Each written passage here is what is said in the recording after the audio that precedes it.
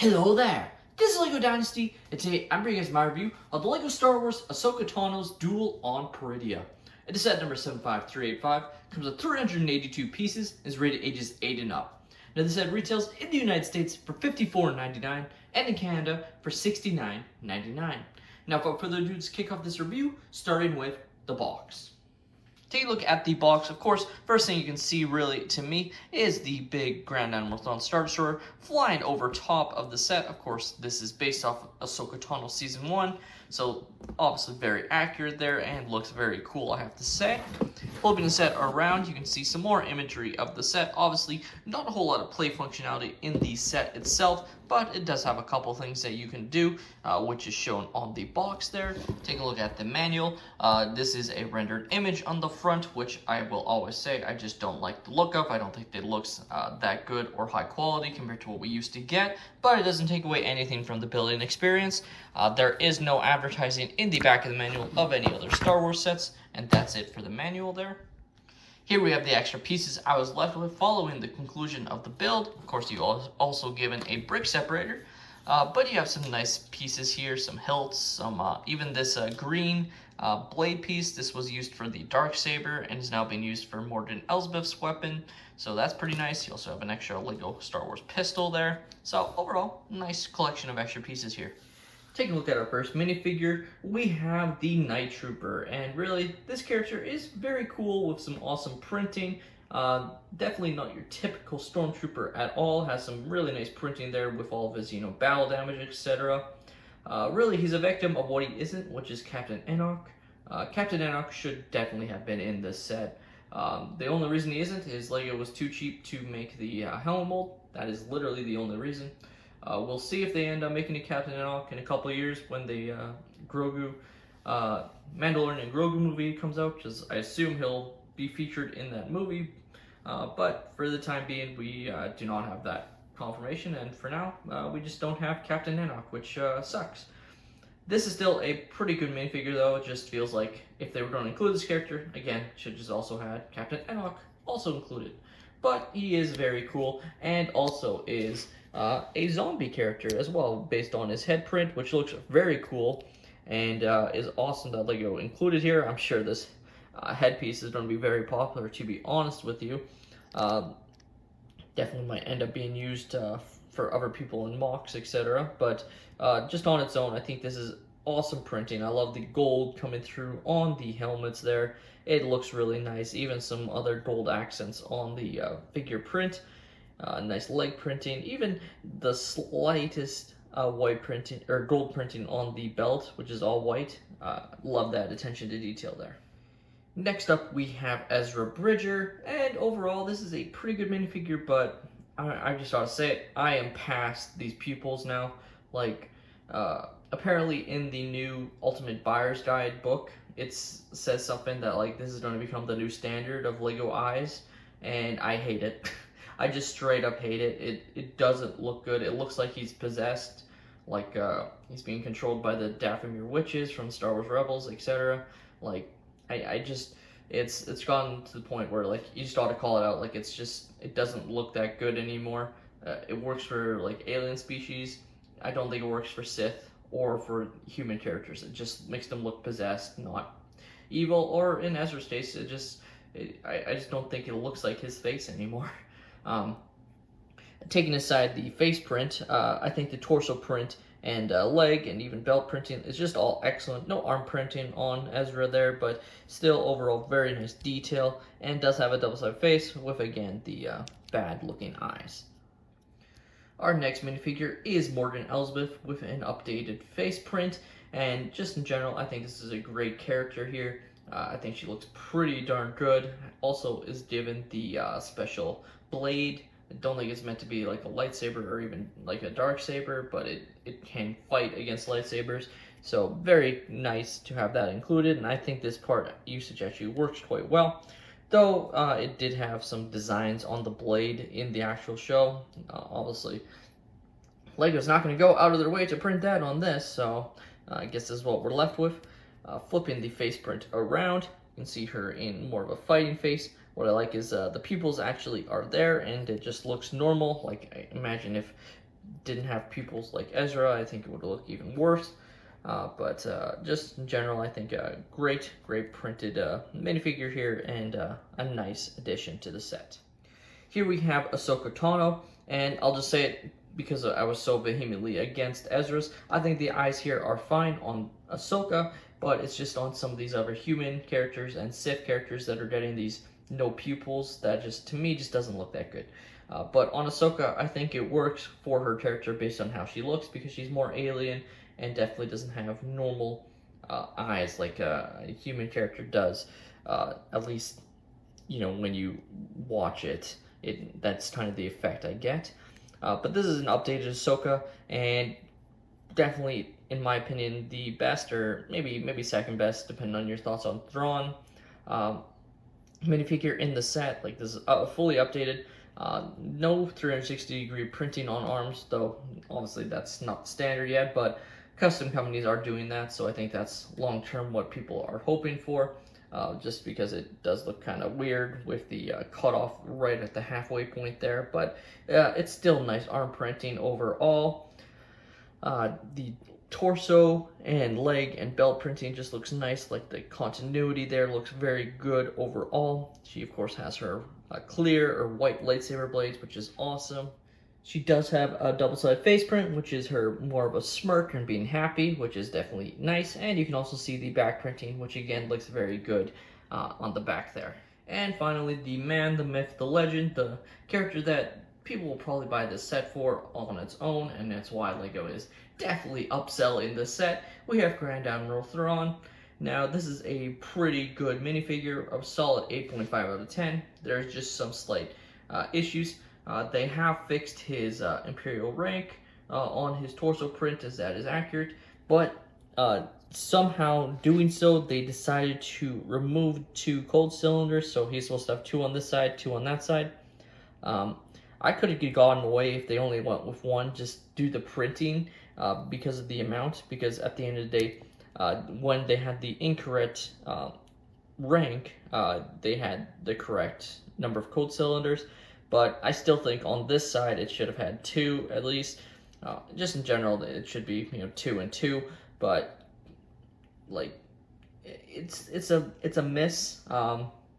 Definitely weird that they went with that way.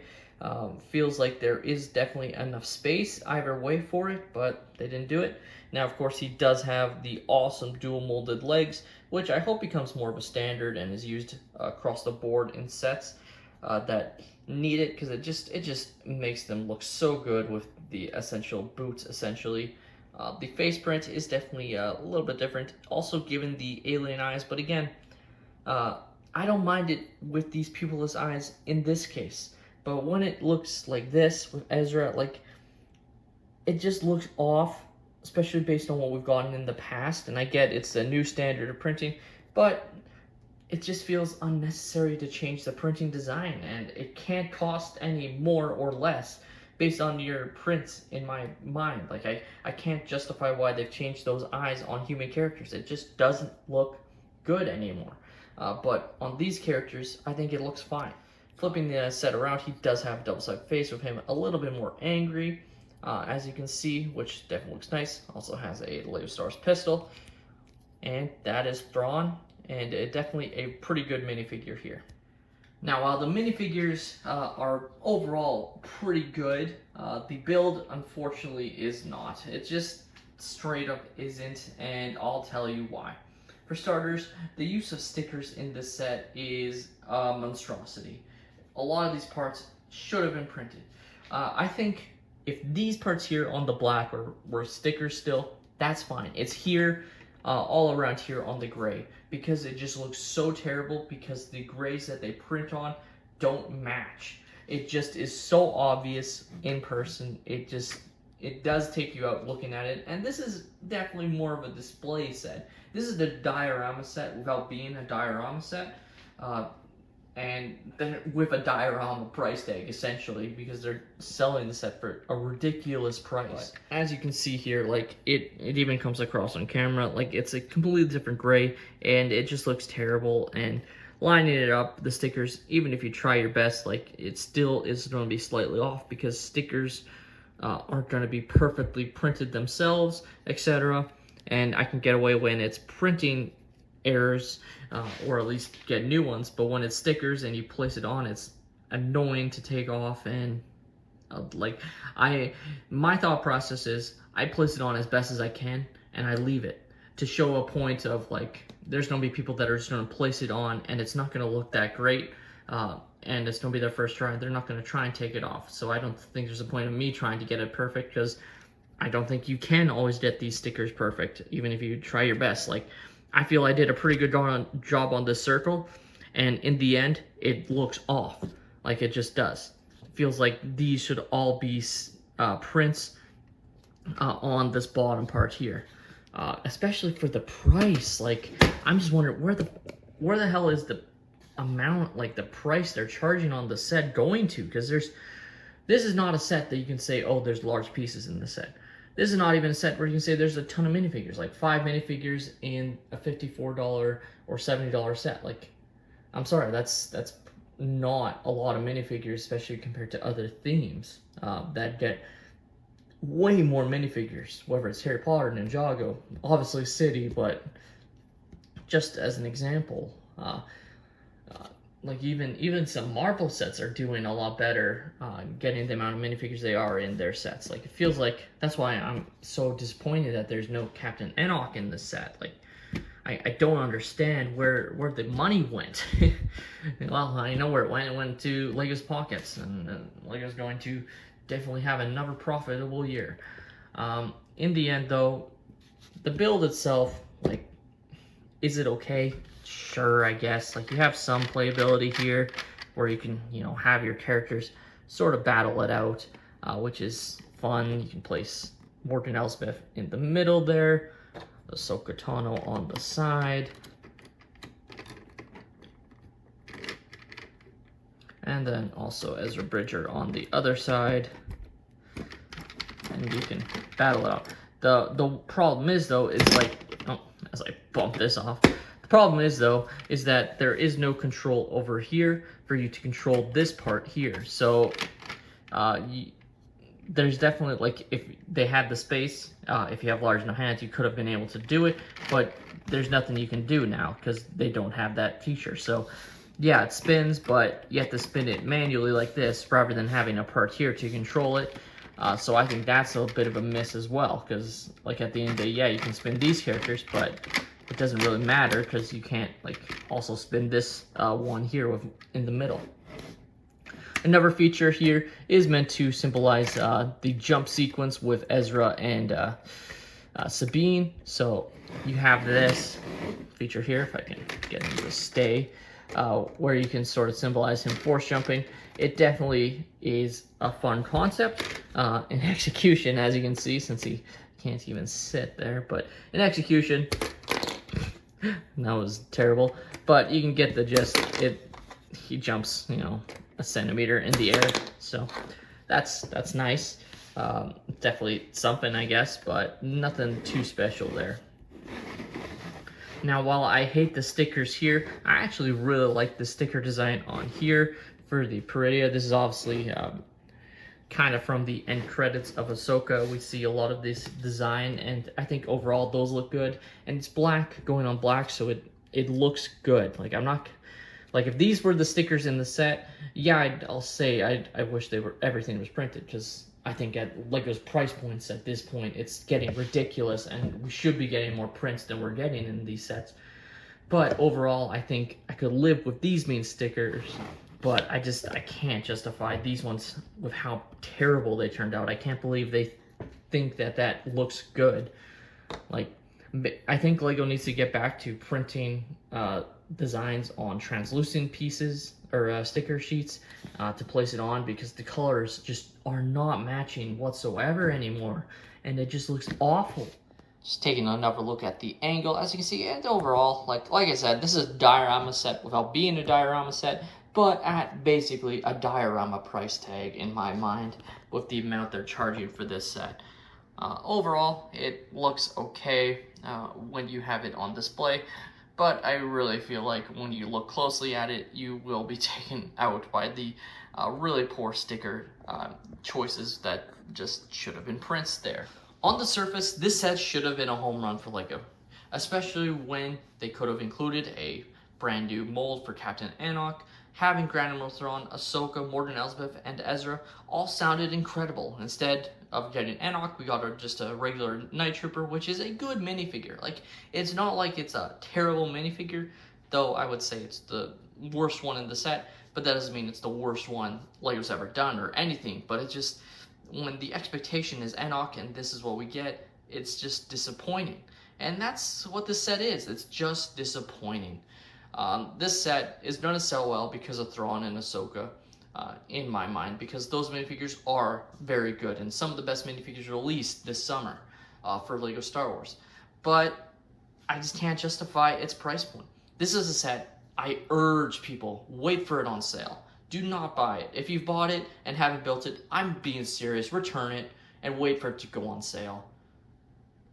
This is a travesty. This is a set that like makes me scared for LEGO Star Wars' like long-term potential. It is literally that poor in my mind. In terms of the detail of the set, like just everything about it, like the play functionalities even then aren't even that good. Like I can't believe this got past a full stage design like process and people thought this set was okay, and especially to charge it what it is. It's at least $20 too much. It just is. There's no large pieces, there's no valuable prints, there's only 5 minifigures. Like just in general, this is a ridiculously priced set and it's just disappointing. But with that being said, that's all my opinion. Let me know your thoughts on the LEGO Star Wars Ahsoka Tano's Duel on Peridea in the comments down below. Are you guys a fan of this set? Do you guys think I'm being too harsh? Let me know in the comments down below. Please leave a like and subscribe if you have enjoyed, and have a great day, everyone.